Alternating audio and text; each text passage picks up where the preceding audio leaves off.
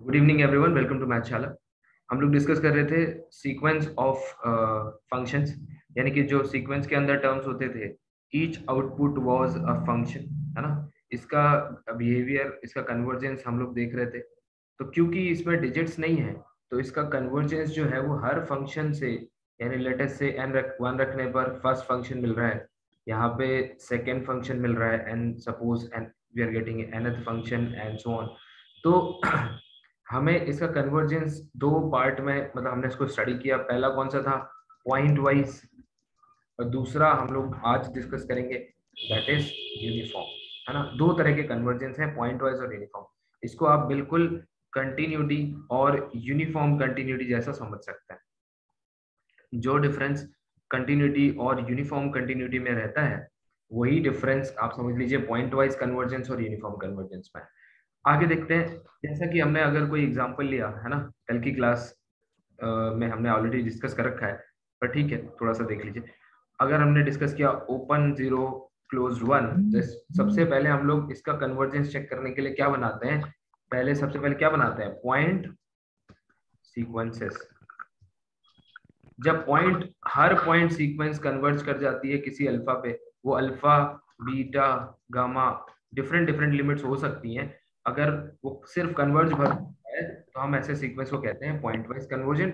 Otherwise point wise convergence के अलावा फिर कोई नोशन नहीं है, मतलब उसको हम लोग नॉन कन्वर्जिंग सीक्वेंस बोल सकते हैं। जैसे फॉर एग्जाम्पल ये वाला जो है, ये पॉइंट वाइज कन्वर्जेंट है, क्योंकि कोई भी पॉइंट आप रखें, x इक्वल टू 1 रखिए तो 1 to the power n constant sequence, 0 से 1 के बीच का कोई भी नंबर रखेंगे तो लेटेस्ट से 1/2, so 1/2 to the power n that will also go to 0। ये सब हमने कल डिस्कस कर लिया है। अब देखते हैं, अगर मान लीजिए मैं एक सीक्वेंस आपको दूं x to the power n, यहाँ पे डोमेन का बहुत इंपॉर्टेंस होता है, इसलिए कल की क्लास में मैंने आपको लिखवाया था, फर्स्ट पॉइंट क्या लिखवाया था कि नोटिस द डोमेन, है ना। So x belongs to let us say -1 to 0।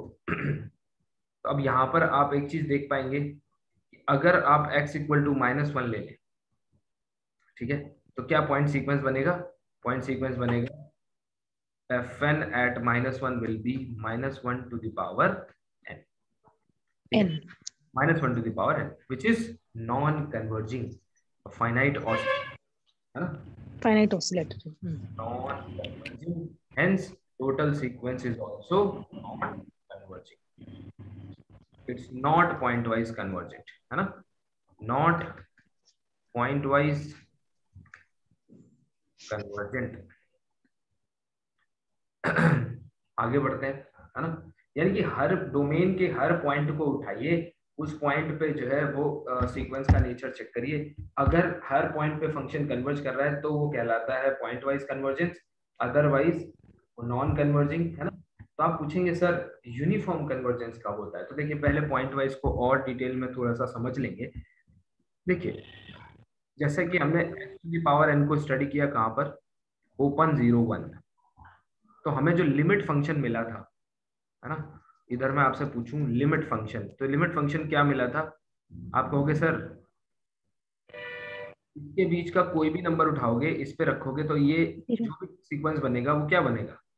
0, सब जगह जाएगा 0 ना। तो डोमेन के किसी भी पॉइंट से, पॉइंट को आप उठाओगे तो वो 0 पे चलेगा, ठीक है। लेकिन अगर आप डोमेन को यहाँ पर क्लोज्ड 0 1 1 पे क्लोज कर दें, तो फिर आपको लिमिट फंक्शन को स्प्लिट करना पड़ेगा। कैसे? विल बी 0 और x belongs to close 0 and open 1। लेकिन जब आप x इक्वल टू 1 रख देंगे इसके अंदर, तो ये 1 टू द पावर n, यानी कि कांस्टेंट सीक्वेंस बनेगा जो 1 पे कन्वर्ज करेगा, and 1 if x equals to 1। बताइए ये लिमिट फंक्शन समझ में आया? अब मैं आपसे एक, अगर yes sir देखो पॉइंट वाइज कन्वर्जेंस तो दोनों में है, कोई दिक्कत नहीं है, लेकिन अगर मैं आपसे पूछूं कि इसमें और मतलब फर्स्ट वाले एग्जांपल में और सेकंड वाले एग्जांपल में आपको क्या डिफरेंस दिख रहा है, तो क्या बताएंगे? बताइए कुछ डिफरेंस दिख रहा है? सर ऊपर वाला कन्वर्जेंट हो जाएगा सर, नीचे वाला तो पॉइंट वाइज कन्वर्जेंट ही होगा सर। मतलब यूनिफॉर्मली नहीं होगा सर, सेकंड वाला यूनिफॉर्मली नहीं होगा। नहीं, मैं उस पे यूनिफॉर्म के नोशन पे नहीं आ रहा हूँ, मैं बस इतना पूछना चाह रहा हूँ कि इसमें इसमें और इसमें क्या डिफरेंस आपको दिख रहा है? सर उसमें सारे लिमिट 0 पे जा रहे हैं, बट इसमें 0 और 1 पे भी आ रहे हैं। हाँ, इसको और दूसरे शब्दों में मतलब क्या आपको लिमिट यहाँ फंक्शन, पे दो लिमिट है। क्या आपको लिमिट फंक्शन के नेचर में कोई डिफरेंस दिख रहा है? Yes sir. क्या डिफरेंस है?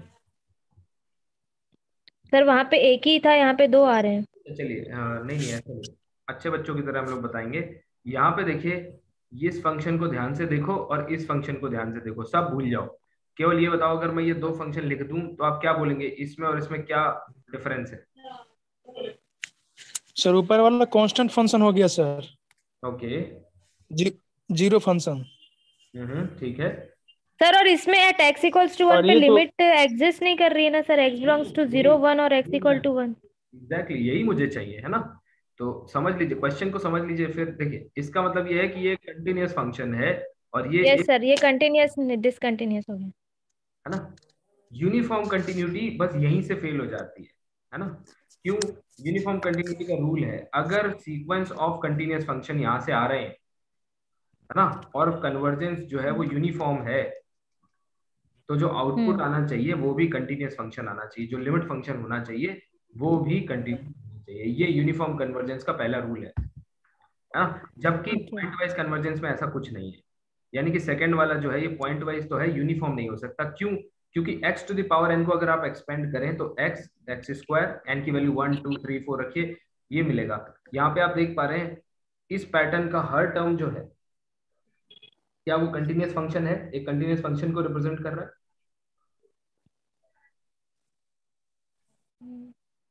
भाई x एक्स स्क्वायर ये सब कंटिन्यूअस फंक्शंस है ना, ये यस तो। सर, कंटिन्यूअस यस फंक्शन है। सर, यस तो यहाँ यस। से तो कंटिन्यूअस फंक्शंस की चेन चली आ रही है, सीक्वेंस चला आ रहा है, लेकिन हाँ। कन्वर्ज कर रहा है जिस पॉइंट, जिस फंक्शन पे, है ना, इसको लिमिट फंक्शन कहते हैं। क्यों?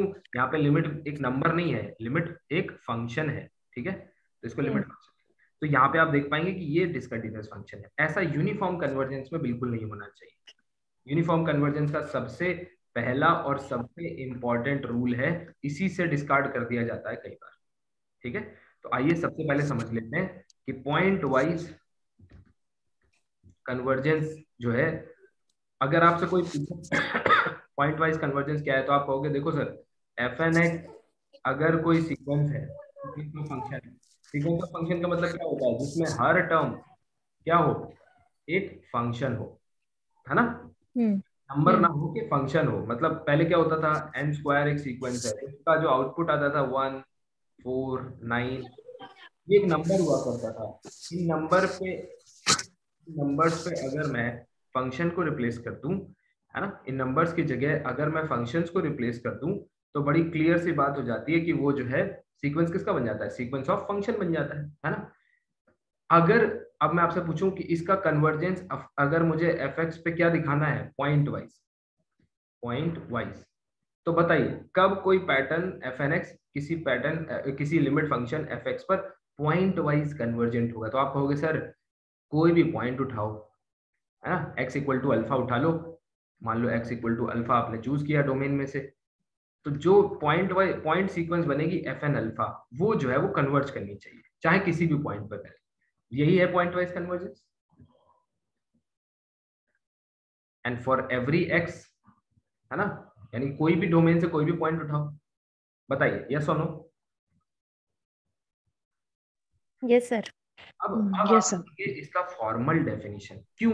सीक्वेंस के केस में तो एक फॉर्मल डेफिनेशन होता था, A N converging to L, कब बोलते थे, जब ए n minus L, A N और एल के बीच का डिफरेंस, ऐसे याद है ना, लेस देन एप्सिलॉन हो जाए। ये एल यस हुआ सर। करता था एक टाइम एन नॉट के बाद, पहले सीक्वेंस ऐसे चला आ रहा है, ठीक, एक टाइम एन नॉट के बाद बिल्कुल एकदम एल के पास पूरा का पूरा पैटर्न जो है वो झुकने लगता है, एल के किसी एप्सिलॉन नेबरहुड के अंदर आने लगता है, यानी a n minus l less than epsilon whenever n is greater than some index n not.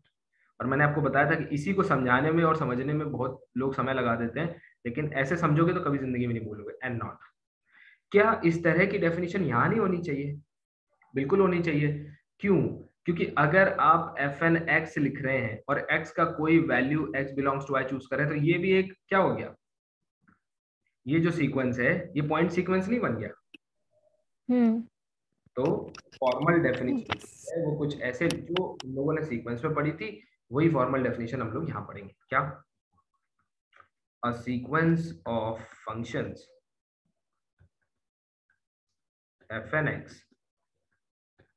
defined on I is said to be convergent, said to be converging to limit function. देखिए नाम याद रखिएगा, है ना, याद क्या रखना, वैसे अगर आप भी नाम रखते तो यही रखते हैं ना, लिमिट फंक्शन, है ना, इसमें कौन सा बहुत बड़ा रॉकेट साइंस है।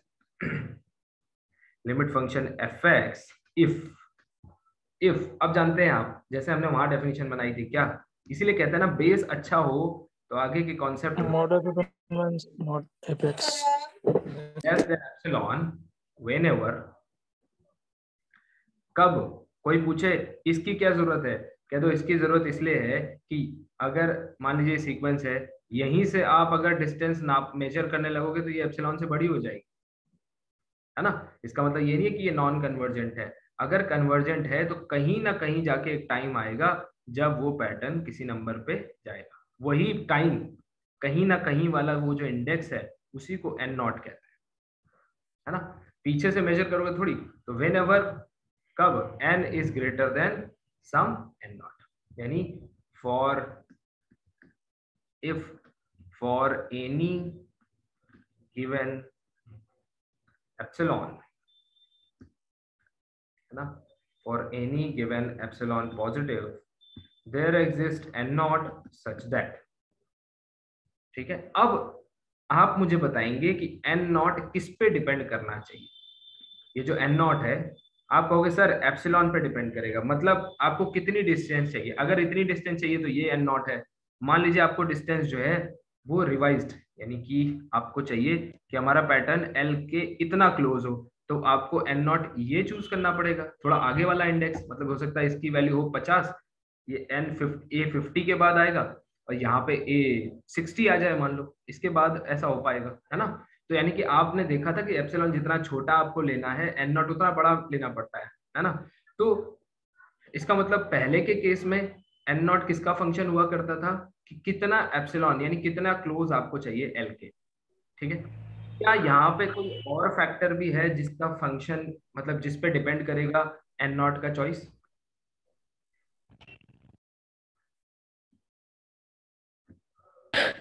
या आपके हिसाब से जिस पे डिपेंड करना चाहिए, सोचिए।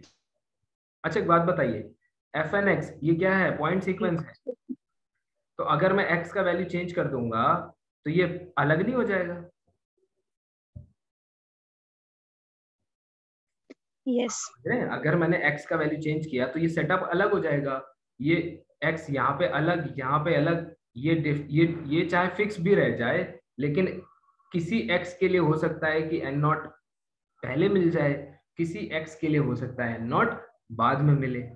कन्वर्ट देखो मिलेगा तो जरूर, क्यों, पिछली स्लाइड में आओ, हर पॉइंट के लिए कन्वर्जेंस है ना, इसलिए मिलेगा तो जरूर, है ना, लेकिन किसी x के लिए पहले मिल सकता है और किसी x के लिए बाद में मिल सकता है। इसलिए याद रखिए n नॉट जो है पहले आपके गिवन यानी जो एप्सिलॉन आप चूज करेंगे उस हिसाब से उस पर डिपेंड करेगा, और दूसरा x पे भी डिपेंड करेगा आप कौन सा पॉइंट चूज कर रहे हैं, ठीक। मतलब जैसे आपने x to the power n को, ये जो सीक्वेंस है इसको कहाँ पे स्टडी किया, ओपन 0 1 पे, तो देखो हो सकता है x इक्वल टू हाफ के लिए आपका जो n नॉट है वो 505 हो, है ना, किसी एप्सिलॉन के लिए, फॉर सम एप्सिलॉन लेटर से 0.01, ठीक। और हो सकता है कि अगर आप 0.1/4 चूज करें तो जो n नॉट है वो 525 हो जाए फॉर द सेम एप्सिलॉन। समझ पा रहे हैं क्यों, क्योंकि पैटर्न अलग है ना भाई, जैसे 1 बाई यहाँ पे क्या बनेगा 1/2 टू द पावर n, ये भी 0 पे जाता है, ठीक, और 1/4 टू द पावर n ये भी 0 पे जाता है। आप मुझे बताओ कौन जल्दी 0 पे पहुंचेगा?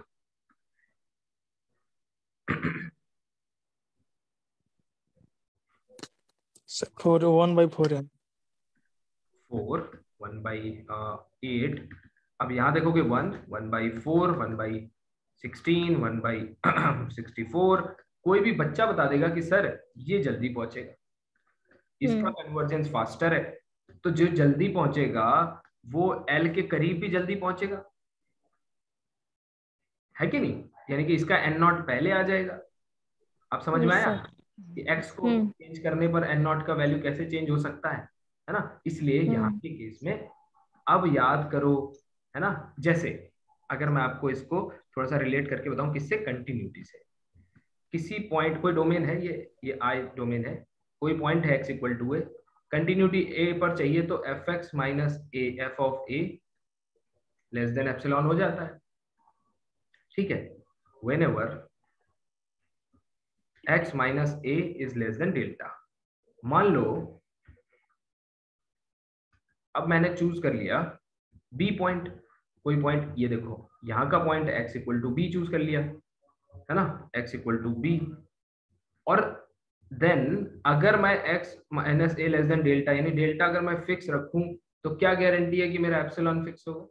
या अगर मैं एप्सिलॉन फिक्स रखूं तो क्या गारंटी है मेरा डेल्टा फिक्स होगा? बताओ, याद करो, f of x minus f of b, है ना? अगर मैं x minus b less than delta implies less than epsilon. अब बताओ, यानी अगर मैं डिफरेंट पॉइंट चूज कर लूं तो क्या सेम एप्सिलॉन के लिए मेरा यही वाला डेल्टा, पिछला वाला डेल्टा काम कर जाएगा? आप कहोगे सर अगर पूरे डोमेन में कंटिन्यूटी है तो कोई ना कोई, जो एप्सिलॉन आप चूज करोगे उसके कोई ना कोई डेल्टा उसके लिए जरूर होगा। मैं ये नहीं कहता कि यही वाला डेल्टा आपको यहाँ मिल जाएगा, क्यों? क्योंकि आपने पॉइंट डिफरेंट चूज किया है, हो सकता है आपका डेल्टा, लेकिन ये हो गई बात कंटिन्यूटी की। लेकिन अगर आप मुझे इंश्योर कर दें कि इस डोमेन में फंक्शन यूनिफॉर्मली कंटिन्यूअस है, तो आप चाहे कोई भी एप्सिलॉन चूज करें आपको सेम डेल्टा वर्क करते हैं, मतलब कोई भी पॉइंट चूज करें, अगर आपने एप्सिलॉन फिक्स रखा है तो आपको डेल्टा सेम मिलेगा। याद आया? यही तो यूनिफॉर्म कंटिन्यूटी। Yes sir. हाँ, यस। इसीलिए कहते हैं पुराने कॉन्सेप्ट्स को हम लोग इतने डिटेल में पढ़ लेते हैं, है ना? जिन लोगों को ये सब नया लग रहा है तो वो जरूर एक बार पिछला वीडियो देख लें, है ना? That will be helpful. Uniform continuity पे पूरा वीडियो है, उसको आप डिटेल में जरूर देखें। तो इसका मतलब ही यही होता है, अगर मैंने पॉइंट चेंज किया तो क्या सेम एप्सिलॉन डेल्टा मेरे लिए काम करेंगे? अगर काम कर गए तो यूसी है ना? अगर यस तो यूसी हो गया, और अगर नो तो ओनली कंटिन्यूअस, नो यूसी, ठीक है ना? सिमिलरली पॉइंट वाइज कन्वर्जेंस में आपने क्या देखा? अब देखो, यहां से रिलेट करने की कोशिश करना। पॉइंट वाइज कन्वर्जेंस में आपने देखा sir f n x minus limit function f x, ये कितना क्लोज होने चाहिए? आर्बिट्री क्लोज होने चाहिए। कब होने चाहिए? आप कहोगे सर व्हेनेवर जो इंडेक्स है n, ये किसी एक फिक्स डिजिट के बाद का इंडेक्स होना चाहिए। मतलब सपोज ये n नॉट, ये l है, ठीक? एफ एल मतलब यहाँ पे एफ एक्स होगा, n is greater than some n naught. सवाल क्या था? n नॉट किस पे डिपेंड करेगा? तो n नॉट जो था वो फंक्शन था, किसका फंक्शन था? एप्सिलॉन जो आपने चूज किया एप्सिलॉन चाहिए, और point chosen from the domain. अब मुझे आप ही बताओगे कि अगर यूनिफॉर्म कन्वर्जेंस चाहिए तो क्या होना चाहिए? बताओ सर। एप्सिलॉन और डेल्टा की जो वैल्यू होगी वो सेम होगी सर, डेल्टा की वैल्यू। डेल्टा यहाँ पे है ही नहीं, फिर से सोचिए। यूनिफॉर्म, ये यहाँ पे बात कर रहा हूँ, यहाँ डेल्टा है क्या कहीं यूनिफॉर्म कन्वर्जेंस में? पॉइंट नहीं सर, मैं यूनिफॉर्मली में जो आपने बताया कि एप्सिलॉन जो भी होगा पर डेल्टा चेंज नहीं होगा। इसका मतलब क्या है? इसका मतलब ये है कि x irrespective of the point chosen from the domain your set of parameter remains same। तो यहाँ पर पैरामीटर यस कौन सर। से हैं? एप्सिलॉन और x, एप्सिलॉन है ना? x। अभी अब बताइए, अब बताइए यूनिफॉर्म कन्वर्जेंस का डेफिनेशन बनाना है तो क्या करेंगे? सोचिए। सर, एक्स कोई भी हो एग्जैक्टली तो क्या आप ये नहीं पर कह रहे हैं कि सर एन नॉट की value purely n naught epsilon change पे नहीं डिपेंड होगी करे? सर, एन नॉट जो है एप्सिलॉन पर डिपेंड करेगी। हाँ एक्स से इंडिपेंडेंट होनी चाहिए। मैं कोई भी एक्स यस चूज सर। करूं, एन नॉट चेंज नहीं होना चाहिए, है ना? ये जो वैल्यू है एन नॉट, इसके बाद ही पैटर्न इसके अंदर जाना चाहिए, ना इसके पहले ना इसके बाद। चाहे मैं कोई भी पूरे डोमेन का, चाहे 0 से 1 के बीच का, या कोई भी पूरे डोमेन का कोई भी पॉइंट चूज करूं। तो बताइए यूनिफॉर्म कन्वर्जेंस क्या हुआ? F n x minus f x must be less than epsilon whenever n greater than n naught, and n naught n naught is only function is of epsilon. इस ऐसे लिख सकते हैं n naught purely depends on epsilon only. That is यही तो सबसे important point है जो हम लिखने जा रहे हैं. That is an naught is independent of x. बताओ, बन गई डेफिनेशन? Yes sir. है ना. आज के बाद कभी भी यूनिफॉर्मिटी की डेफिनेशन हो, तो चाहे वो कन्वर्जेंस में हो, चाहे कंटिन्यूटी में हो, किसी भी सेंस में हो, आप बस इतना समझ लीजिए कि पहले जहां पैरामीटर चेंज करने पर, एक पैरामीटर चेंज करने पर दूसरा चेंज हो जाता था, यूनिफॉर्मिटी का मतलब ही यही है कि मैं कुछ भी चेंज करता रहूं, कुछ चेंज ना आए. चाहे मैं, जैसे एक स्कूल है ना, एक स्कूल है, मैं कह दूं स्कूल का हर बच्चा ड्रेस में है, किसी ना किसी ड्रेस में है. इसका क्या मतलब है कि स्कूल की किसी भी क्लास में चले जाओ, क्या आपको बच्चा सेम ड्रेस पहने हुए मिलेगा? स्टेटमेंट को समझिएगा. मेरा सवाल है, अगर मैं कहता हूं एज अ प्रिंसिपल, मैं कहता हूं मेरे स्कूल में सारे बच्चे ड्रेस पहनकर आते हैं, ठीक है, तो आप मेरे स्कूल के किसी भी क्लास में चले जाइए, सारे बच्चे ड्रेस में होंगे. इसका क्या मतलब है कि सारे बच्चों की ड्रेस सेम होगी? No sir. इसका मतलब ये है कि सारे बच्चों ने कोई ना कोई ड्रेस पहन रखी होगी. कोई ना कोई ड्रेस पहना है. यूनिफॉर्म नहीं बोला सर आप. यूनिफॉर्म, ये हो गई कंटिन्यूटी, ये हो गई कॉलेज की कंटिन्यूटी कि हाँ भाई आपके कॉलेज में कोई ना कोई ड्रेस तो हर बच्चा पहनकर आया है ना. इनफॉर्मल में या कैजुअल में तो कोई नहीं आया है, कोई ना कोई फॉर्मल ड्रेस बच्चा पहन के आया है. लेकिन क्या ये कंटिन्यूटी यूनिफॉर्मल है? वो यूनिफॉर्म कंटिन्यूटी का मतलब है जिस भी क्लास में जाऊं मुझे सेम बच्चा, हर बच्चा सेम ड्रेस में मिले, इसको कहते हैं यूनिफॉर्म. यूनिफॉर्म. ठीक है, सर कितना अच्छा एग्जांपल हो. हाँ, इसीलिए ये सारी की सारी चीजें जो हैं आप कंटिन्यूटी में, मैथ्स में भी अप्लाई कर सकते हैं. अगर किसी सेट ऑफ एप्सिलॉन और डेल्टा को मैं लेता हूं किसी पॉइंट एक्स के लिए, किसी point x equals to a के लिए, तो अगर मैं पॉइंट चेंज करूं तो ये जो पैरामीटर का सेट है एप्सिलॉन और डेल्टा का, वो चेंज नहीं होना चाहिए, है ना. सिमिलरली यहाँ पे पैरामीटर, यहाँ डेल्टा है ही नहीं, यहाँ कौन है? N naught. तो सीधी बात है, पहले एन नॉट एक्स के हिसाब से चेंज हो जाया करता था. अब मैं एक्स को कितना भी मूव करवा दूं पूरे डोमेन में, मैं यहाँ चूज करूं, मैं यहाँ चूज करूं, इन अदर वर्ड्स मैं इस क्लास में चला जाऊं, मैं इस क्लास में चला जाऊं, मैं इस क्लास में चला जाऊं, हर एक में सेम एन नॉट आना चाहिए. बताइए, क्लियर है? Yes sir. तो ये डेफिनेशंस हो गई. लेकिन यूनिफॉर्मिटी को चेक करने के लिए आपको क्या करना है? सबसे इंपॉर्टेंट टूल है क्या? सबसे पहले important tool to check uniform convergence. देखो यूसी लिख दूंगा तो आप यूनिफॉर्म कंटिन्यूटी भी समझ सकते हैं, ठीक है. तो क्या है यूनिफॉर्म कन्वर्जेंस को चेक करने के लिए? टूल ये है कि स्टेप 1 में फंक्शन तो पहले पॉइंट वाइज कन्वर्जेंट, ठीक. स्टेप 2 में लिमिट फंक्शन जो है वो कंटिन्यूअस होना चाहिए. क्यों?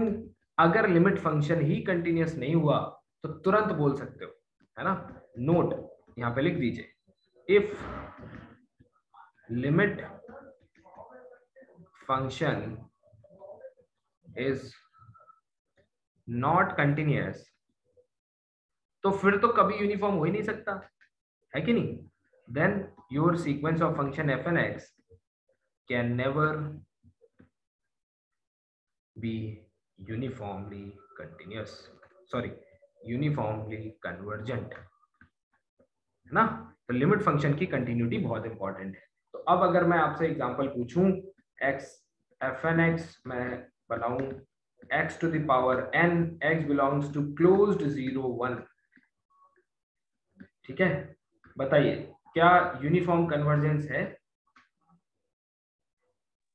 No sir. देखिए पॉइंट वाइज कन्वर्जेंस तो है, पॉइंट वाइज मतलब हर पॉइंट वाइज है पर आपको एक कन्वर्जेंट सीक्वेंस मिल रहा है, ठीक है. चाहे आप 0 से 1 रखें, 0 से 1 के बीच का कोई वैल्यू. लेकिन अगर आप इसके लिमिट फंक्शन को ऑब्जर्व करें, है ना, लिमिट फंक्शन को ऑब्जर्व करें तो क्या बन रहा है? एफ एक्स जो है वो बन रहा है 0 if x is closed 0 open 1 and it is 1 if x equal to 1, which is not continuous. तो क्लियरली आप यहां से बोल सकते हैं hence not UC. ठीक है, तो ये बहुत इंपॉर्टेंट टूल है, इसको याद रखिए, ये बहुत इंपॉर्टेंट ऑब्जर्वेशन है और इंपॉर्टेंट टूल है, ये ऐसे चलेगा। अब देखो एक क्वेश्चन लिख रहा हूं, बहुत इंपॉर्टेंट क्वेश्चन है इस सेंस में कि आपको डेफिनेशन समझ में आ जाएगी कैसे अप्लाई, इसको वेरी इंपॉर्टेंट की श्रेणी में डाल, ठीक है। fn(x) equals to x to the power n, x belongs to closed 0 open 1, ये पहला क्वेश्चन है। और दूसरा है fn(x) equals to x to the power n, x belongs to closed 0 and a closed, where a is something lying between 0 to 1, ठीक है। इन दोनों में अंतर क्या है मैं आपको समझा दूं, जिन लोगों ने डे 1 से क्लास किया उनको पता है कि इसमें और इसको लिख देने में अंतर क्या होता है। देखो अंतर ये होता है, समझो जरा, इसका मतलब है कि 0 से इसका पहले वाले का 0 को इंक्लूड करना है, लेकिन 1 को इंक्लूड नहीं करना है, लेकिन 1 के आप आर्बिट्री क्लोज जा सकते हैं। कोई पूछे कितना क्लोज, आर्बिट्री क्लोज, यानी कि इन अदर वर्ड्स आपकी कोई बाउंड्री नहीं है, 1 से पहले जितने भी नंबर हैं वो सब आपके हैं, ठीक है। लेकिन इस चीज को अगर आप देखें इसको, इसका मतलब होता है 0 इंक्लूडेड है, 1 तो 0 तो इंक्लूडेड है, 1 के पहले आप रुक रहे हैं, आपको कट ऑफ पता है कि 1 के पहले कोई नंबर है जहां पर आपको रुकना है, आपको कट ऑफ पता है, ये आपका कट ऑफ, लेकिन यहाँ आपको कट ऑफ नहीं पता है। आप सोचेंगे सर इतनी टेक्निकल बात मुझे क्यों बता रहे हैं, ये तो शायद मैं थोड़ा सा एनालिसिस करूंगा तो मुझे खुद पता चल जाएगी। अब आपको पता चलेगा कि इस क्वेश्चन को मैंने वेरी इंपॉर्टेंट क्यों दिया है ना, ये समझ लीजिए, ये समझ में आ गया तो आपको पॉइंट वाइज और यूनिफॉर्म में की डेफिनेशन यूज करने में आसानी होगी। तो discuss point wise uniform convergence, ठीक है, ऑन गिवन डोमेन। 60 सेकंड का टाइम आपको दूंगा, इस पे सोचिए, है ना, कि किस पे uniform point wise uniform, 60 second का टाइम है, आराम से सोचिए। मालूम नहीं हो रहा है इसमें सर, आराम से हम जो डिफिनीशन है उसको लगा सकते हैं सर। अच्छा, क्या मैं ऐसा बोल सकता हूँ कि in both the cases function fn(x) is point wise convergent? Yes sir, point wise है, दोनों के लिए है सर, पॉइंट वाइज दोनों भी है ना, पॉइंट वाइज तो दोनों में है, इसमें कोई तकलीफ की बात नहीं, बोथ केसेस, है ना, पॉइंट वाइज। इसको मैं और भी बता दूं, इसके बीच में कोई भी नंबर आप उठाएंगे हमेशा लिमिट क्या आएगी, 0। अब ये क्वेश्चन इंटरेस्टिंग इसलिए बन रहा है क्योंकि इसका लिमिट फंक्शन भी कंटिन्यूअस आ गया, है ना, इसीलिए तो दिक्कत आ रही है। Limit function is fx equal to 0 for x belongs to either closed 0 open 1 और closed 0 a closed, दोनों केस में फंक्शन का जो लिमिट फंक्शन है वो ये बन रहा है। अगर ये डिसकंटिन्यूअस, एक में डिसकंटिन्यूअस आ जाता तो बात बन जाती, क्या बात बन जाती, आप बोल देते सर उसमें यूनिफॉर्म नहीं होगा, नॉन यूसी हो जाएगा, लिमिट फंक्शन कंटिन्यूअस नहीं है ना। लेकिन ओके, इस चीज को आपको डेफिनेशन यूज करके करना पड़ेगा। सो वी हैव टू, अगर ऐसे कभी फंस जाइए तो हमेशा डेफिनेशन यूज करिए, हैव टू यूज, एक टेस्ट भी बताऊंगा लेकिन उससे पहले डेफिनेशन क्या कहता है, fn(x) minus f of x, sorry minus f of x, ठीक, ये लेस देन एप्सिलॉन होना चाहिए। तो पहले आओ, 0 1 में लेस देन एप्सिलॉन होना चाहिए कब, जब कोई n0 निकल के आ जाए और n0 x पे डिपेंड ना करे, इंडिपेंडेंट ऑफ x आ जाए, तब तो यूसी होगा। बताइए इतनी बात ठीक है? यस सर, इसमें डेफिनेशन से ये नहीं हो पाएगा सर, इसमें से ही होगा, ठीक है। अब देखिए fn(x) सर फर्स्ट वाला आप समझ में आ गया सर, वो fn, यूनिफॉर्म कंटिन्यूअस नहीं हो रहा। अभी करते हैं fn(x) माइनस fx, ये है x to the power n minus 0, ये तो दोनों केस में है, यानी कि mod x to the power n less than epsilon, epsilon, ठीक है, ये आपको गिवन है। और आपको लाना क्या है, आपको लाना है टू प्रोड्यूस, पता होना चाहिए ना क्या गिवन है और क्या लाना है। Produce n naught which is independent of x, ये प्रोड्यूस करना है इससे। तो आपका निकल के आया mod x to the power n is less than epsilon. Epsilon. ठीक है, अब एक चीज मुझे बताइए क्या, और ये लॉजिक जो आपको पूछ रहा हूं, जो मैं बता रहा हूं, ठीक है, इसको पत्थर की लकीर मान लीजिए, यही तरीका होता है यहां से एन नॉट निकाल लेने का। आपको चूज क्या करना है, आपको किस फॉर्म में लाना है, n greater than n naught, यानी कि एक मैं नोट लिखवा देता हूं कि आपको एन ग्रेटर देन समथिंग के फॉर्म में लेके आना है। बताइए सही है कि नहीं, और ये जो समथिंग होगा यही एन नॉट हो जाएगा, यही समथिंग जो होगा ये आपको एन नॉट हो जाएगा। तो अब अगर मान लीजिए आप कुछ भी लगा लीजिए, ठीक है, तो बाई यूजिंग एनी मेथड, ठीक है, जो सिखा रहा हूं समझ लो 100%, मतलब इससे बाहर कुछ नहीं है। अब बताओ इसमें एन के फॉर्म में लाने में एक ही तरीका है, कौन सा सर, लॉग ले लो।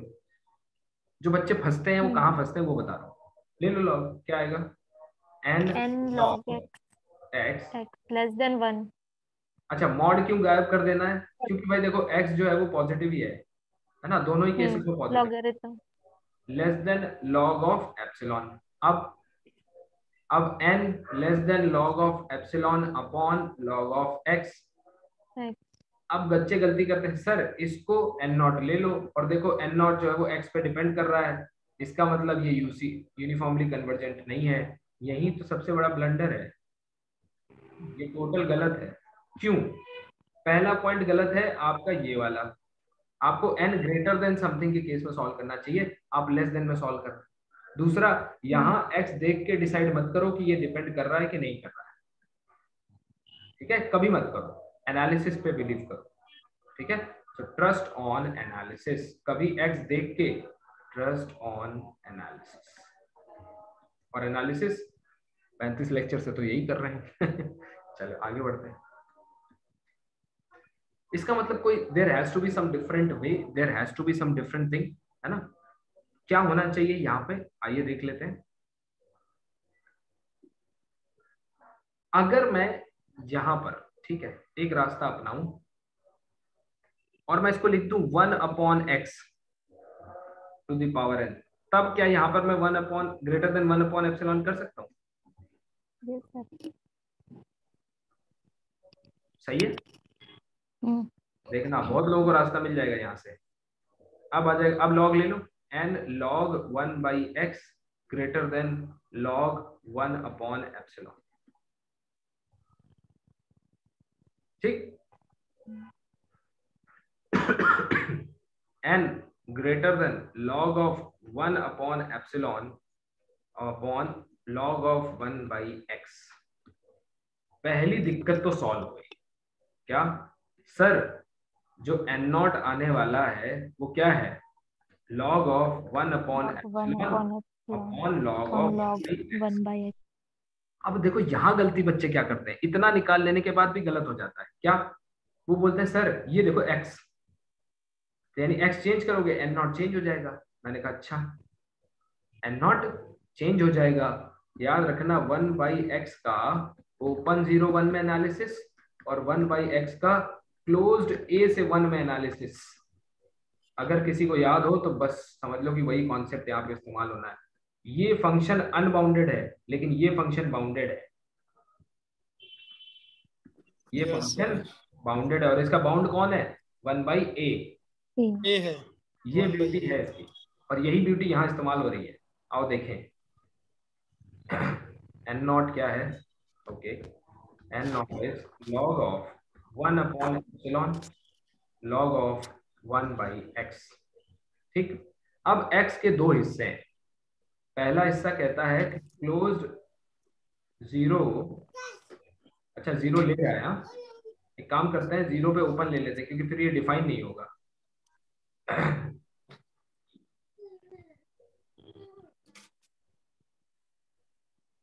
ये ठीक है, और 1 ओपन, और यहाँ पे क्या है 0 a closed.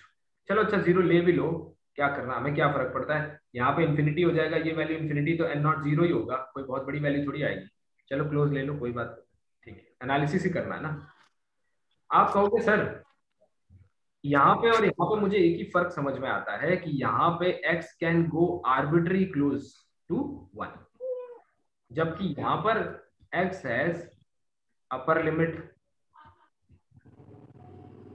As x equal to a। मैं कहूंगा बस यही लॉजिक इस्तेमाल करो। अगर मैं यहाँ पर देखो 1 बाई एक्स, एक्स की मिनिमम वैल्यू मैक्सिमम वैल्यू, तो 1 बाई एक्स की मिनिमम वैल्यू, 1 बाई एक्स की मिनिमम वैल्यू, तो log minimum is very minimum, यानी हम एन नॉट की मैक्सिमम वैल्यू देखना चाहते हैं। ऐसे लिखो वी आर, ये एनालिसिस हार्डली किसी बुक में आपको मिलेगा, we are looking for maximum value of n naught. क्यों हम मैक्सिमम वैल्यू देख रहे हैं, आओ उसको भी समझ लें। क्यों मैक्सिमम वैल्यू देख रहे हो, पीछे वाले में आओ।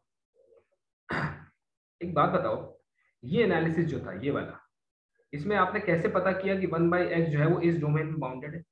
आपने इसकी मैक्सिमम वैल्यू देखी, मैक्सिमम वैल्यू क्या आ रही थी, 1 बाई ए। आपने कहा ये पता लगा लो कि ये ज्यादा से ज्यादा कितना हो सकता है। अगर मान लीजिए आपको किसी फंक्शन के बारे में पता करना है कि फंक्शन जो है वो अनबाउंडेड है कि बाउंडेड है, तो क्या करोगे, फंक्शन की सबसे बड़ी वैल्यू मालूम कर लो, ठीक है ना।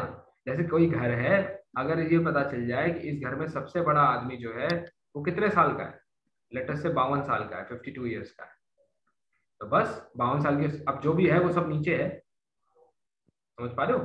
तो एन नॉट की मैक्सिमम वैल्यू हम अगर डिसाइड कर पा रहे हैं किसी भी एक्स को चूज करके, तो समझ लो वो इंडिपेंडेंट ऑफ एक्स है। फिर आप एक्स कितना भी चेंज करो, वो मैक्सिमम वैल्यू से ज्यादा कभी नहीं होगा, है कि नहीं। अगर हमें मैक्सिमम वैल्यू मिल जाती है, अगर मैक्सिमम वैल्यू मिल रही है यस, तो समझ लो यूनिफॉर्म कन्वर्जेंट है। अगर मैक्सिमम वैल्यू नहीं मिल पा रही है तो नॉन यूसी है। नॉन यूसी है मतलब ओनली पॉइंट, ओनली पॉइंट, ठीक। ये वीडियो इसीलिए क्लास के बाद तुरंत अपलोड करता हूँ, क्यों, तुरंत देखो जरा, है ना। एक बार में हायर मैथमेटिक्स हम लोग समझ रहे हैं ना, एक बार में क्या पता नहीं आए, कोई बात नहीं। अब देखो, अगर मैं आपसे कहूं कि यहाँ पे 1 बाई एक्स मैक्सिमम वैल्यू, अच्छा एन नॉट की मैक्सिमम वैल्यू या पी बाई क्यू की मैक्सिमम वैल्यू कैसे डिसाइड होती है, अगर मुझे इसको मैक्सिमाइज करना है मुझे क्या करना चाहिए, क्यू मिनिमम लेंगे सर। एग्जैक्टली क्यू को मिनिमम लेना चाहिए। अब क्यू कितना मिनिमम हो सकता है, डिनोमिनेटर कितना मिनिमम हो सकता है, तो log 1 by x is minimum when x is maximum, क्यों, क्योंकि 1 बाई एक्स है ना इनपुट। तो बताओ अगर यहाँ पर x 1 के आर्बिट्री क्लोज चला जाएगा तो 1 बाई एक्स किसके आर्बिट्री क्लोज होगा, देखना, देख अभी दिखाता हूँ, देखो कोई दिक्कत नहीं। As x approaches to 1, 1 by x कहाँ जाएगा, कुछ लोग कह रहे हैं 0, अरे भाई 1 पे जाएगा ना सर, 1 पे जाएगा। हाँ 1 पे, 1 हेंस log 1 x कहाँ log जाएगा, 1 log 1 क्या होता है, 0 पे। 0 पे, 0 इट इम्प्लाइज 1 सर, अपॉन, इसीलिए 0 बोला। इसी, अच्छा अच्छा ओके ओके, वैसे log 1 बाई एक्स कहाँ पे जाएगा बताओ, 1 अपॉन log 1 बाई एक्स, ये इन्फिनिटी पे जाएगा, इन्फिनिटी पे सर, इन्फिनिटी पे जाएगा। And this will make your n naught infinity. इसका मतलब इसको रोको, सेकेंड केस, अगर x का मैक्सिमम वैल्यू है ना, अगर x का मैक्सिमम वैल्यू है यानी कि x इक्वल टू क्या a, तो 1 बाई एक्स ज्यादा से ज्यादा कितना होगा, equal to 1 by a, log 1 by x कितना होगा, maximum log of 1 by a, है ना, और it implies 1 upon log 1 by x कितना होगा, will be maximum 1 upon log of 1 by a. 1 by a. Now, can you choose this and not? Of course, Yes. you can choose. And Yes, is this independent of x? Yes. Hence, you see. अगर समझ में आओ तो तालियां बजा दो। समझ में आया? Yes, sir. सर आ गया, सर बजा दिया। ठीक है, समझ में आया? ठीक है। Yes, sir. एकदम अच्छे से। ओके। इस इसका मतलब ये हुआ कि fnx is UC on closed 0 closed a is less than 1, of course a is positive, है ना. And second, fnx, ठीक है, is only pointwise on closed 0 open 1. ठीक, ये चलिए अब आगे बढ़ते हैं, कुछ और अच्छे क्वेश्चंस की तरफ चलते हैं, है ना. देखिए अब आपके बुकलेट में कुछ क्वेश्चंस हैं, मैं उनको फटाफट आपके लिए मतलब कर देता हूं, इसमें अब ज्यादा टाइम नहीं लगेगा. मान लीजिए लिखा हुआ है nx प्लस एक्स स्क्वायर. अच्छा ठीक है, एक सिंपल क्वेश्चन से शुरू करते हैं. x by n, x belongs to r. ठीक, ये दिया हुआ है. अब आपको इसमें पॉइंट सीक्वेंस बनाना है. दिक्कत है कि पूरे r पे दिया हुआ है, कोई दिक्कत नहीं है. पहले बाउंड्री चेक करो. x इक्वल टू 0 पे देखो, यानी fn एट 0 क्या बन रहा है, 0 बाई n विच इज 0. अब ये 0 सीक्वेंस है विच कन्वर्जेस टू 0, कोई दिक्कत नहीं. किसी दूसरे नंबर पे देखो, -1 पे देख लो, x इक्वल टू 1 पे, क्योंकि पूरे r पे चेक करना है ना, तो पूरे r पे चेक नहीं करना होता है, ऑब्जर्व करना होता है ना. तो क्या आएगा, 1 बाई 0. तो क्या आपको कोई नंबर ऐसा दिख रहा है जहाँ पे ये नॉन जीरो हो जाएगा, ये नो हमेशा सर, 0 पे जाएगा? 0 ही रहेगा सर हमेशा. अच्छा, तो क्या हम लोग ये बोल सकते हैं कि until or unless it is x is a finite number, that f and x will converge to 0, yes. converge to fx equal to 0 point wise, है ना.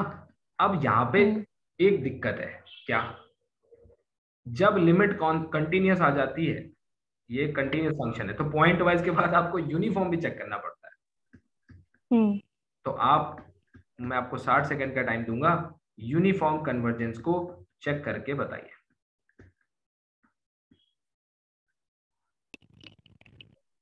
सिंपल सर, डिफिनेशन से नहीं हो पाएगा सर. जैसे mod of x minus n minus 0 less than epsilon, उससे होगा कि mod of x less than epsilon into n आ जा रहा है. एप्सिलॉन को आप 1/n नहीं लिख पा रहे, Archimedean principal 1/n, yes.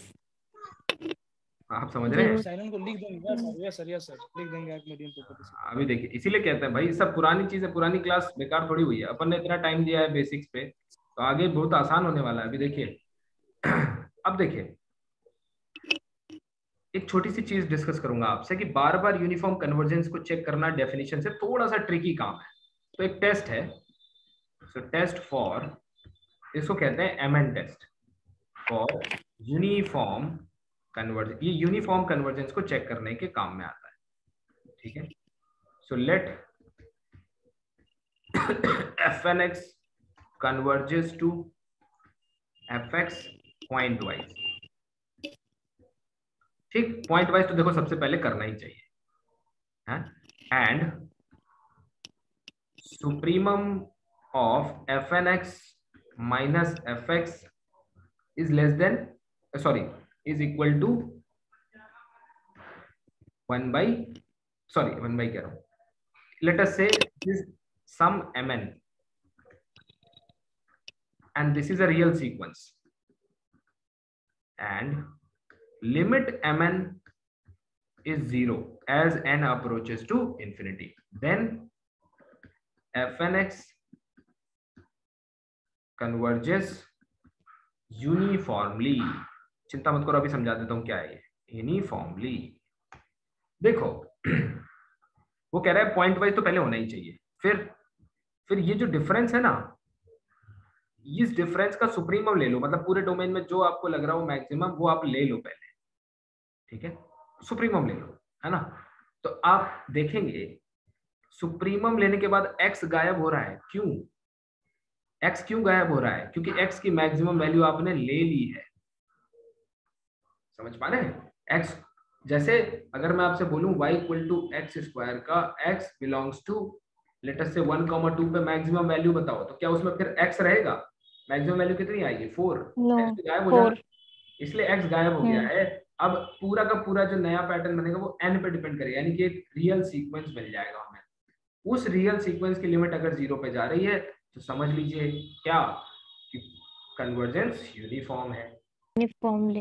Example ले लीजिए, 2 एग्जाम्पल 3 कराएंगे, अभी समझ में आ जाएगा। जैसे अगर मैं आपसे एक सीक्वेंस दूं fn(x) equals to sin nx upon 1 plus n square x belongs to r, ठीक है।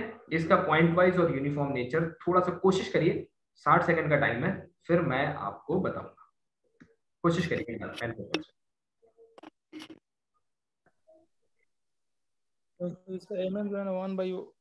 अब देखिए, अगर मैं आपसे कहूं कि पूरे रियल नंबर पे ऐसे बना लिया करो, कोई दिक्कत नहीं होगी।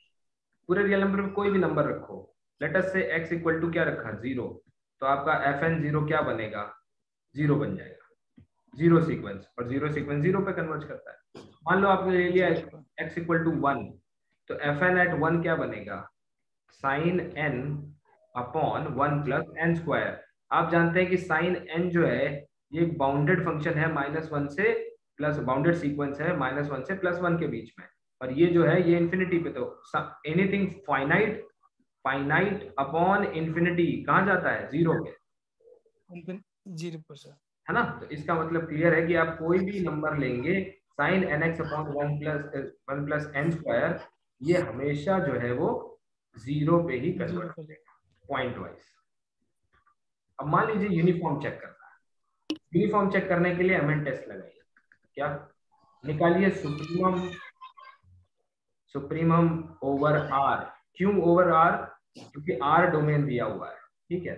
किसका fn(x) माइनस fx, इसका निकालना है, तो supremum over x belongs to r, fn(x) sin nx upon, तो यहां से fx क्या आया था आपका 0 ना, 1 प्लस n स्क्वायर माइनस 0, तो बताइए क्या आया, supremum of x belongs to r mod sin nx upon 1 plus n square. अब देखिए एक चीज सोचिए, एक चीज सोचिए, अगर मैं n को फिक्स रख दूं, मतलब n मान लीजिए कोई अल्फा बीटा गामा है, तो और अगर ये 12th की क्लास में मैक्सिमम मिनिमम निकाला जाए, तो sine alpha x upon 1 plus alpha square का मैक्सिमम क्या आएगा बताइए। आपको नहीं लगता कि ये 1 प्लस n स्क्वायर आना चाहिए, क्योंकि इसकी तो चाहे x की वैल्यू कुछ भी हो, इसकी वैल्यू तो मैक्सिमम 1 है।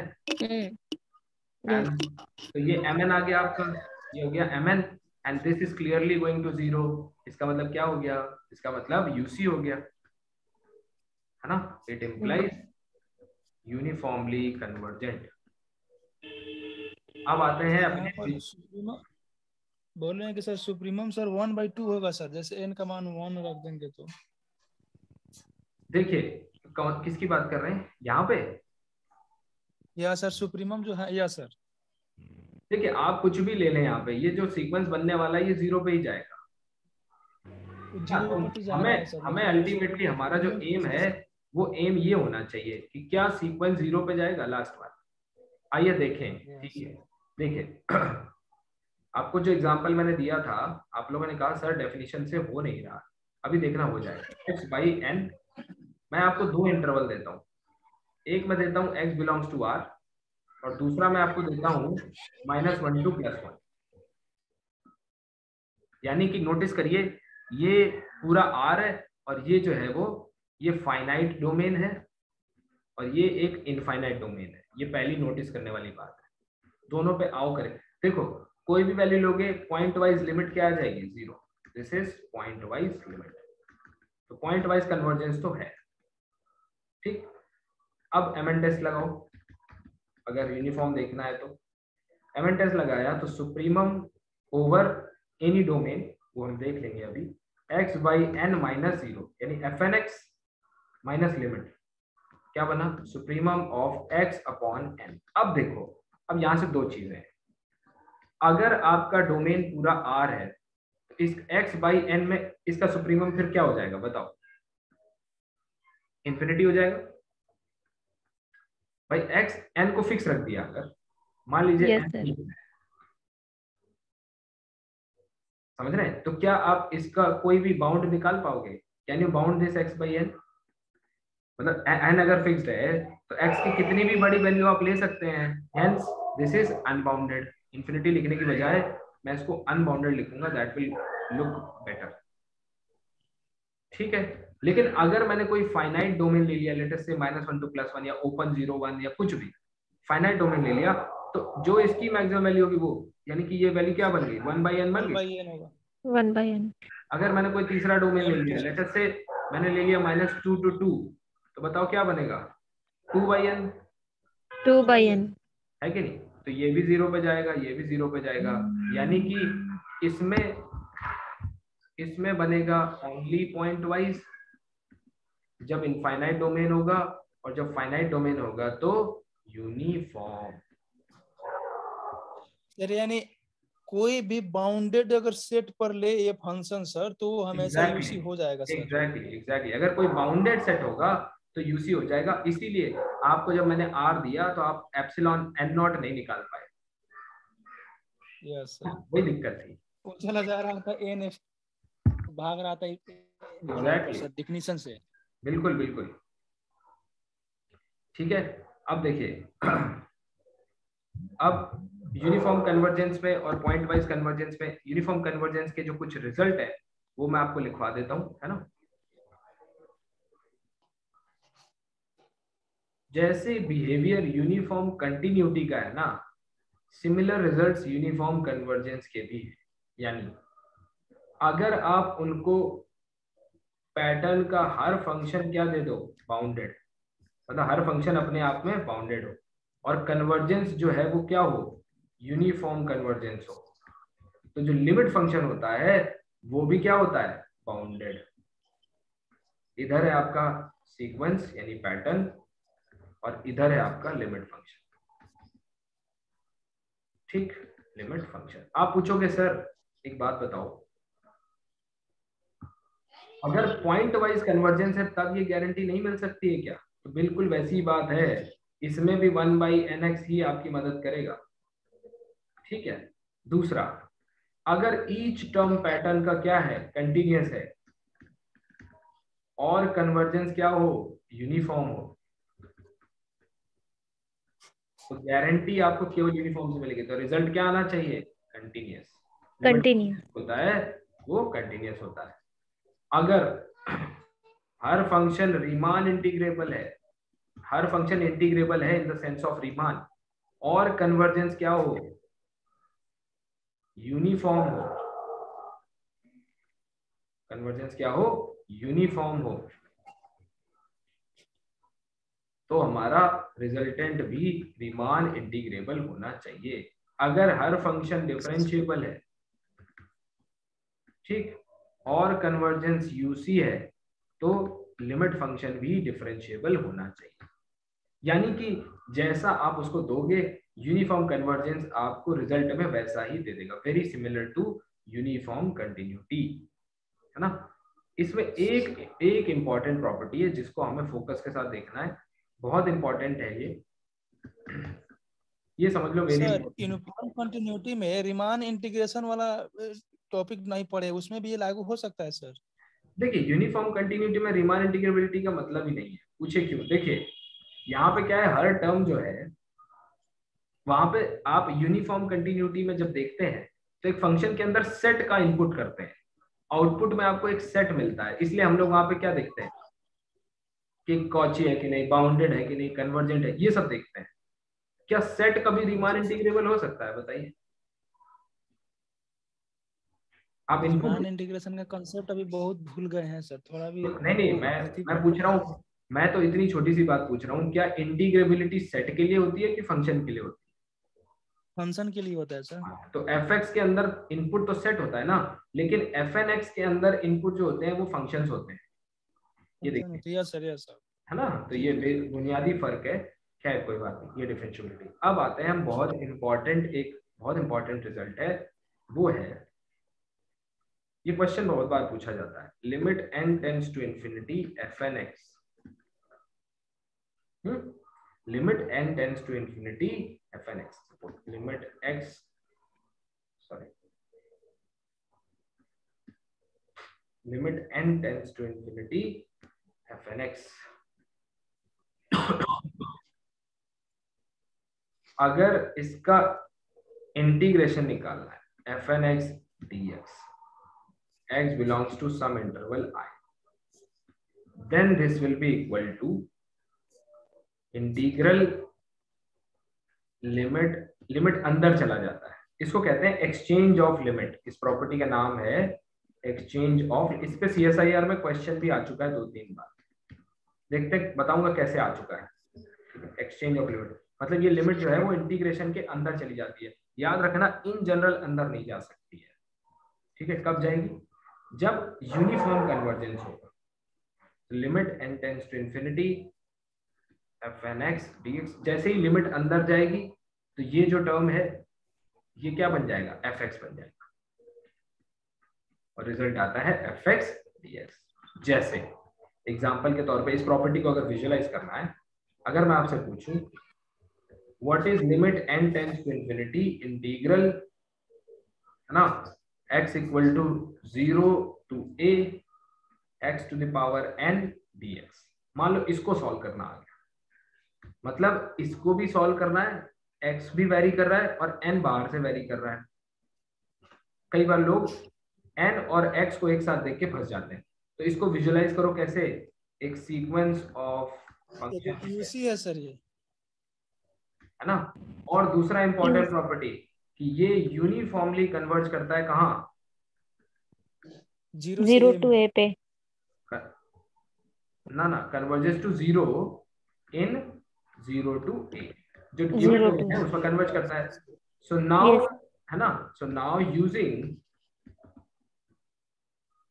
प्रॉपर्टी ऑफ, या इसका नाम तो हमने दे दिया है, क्या नाम दिया है? Limit exchange property.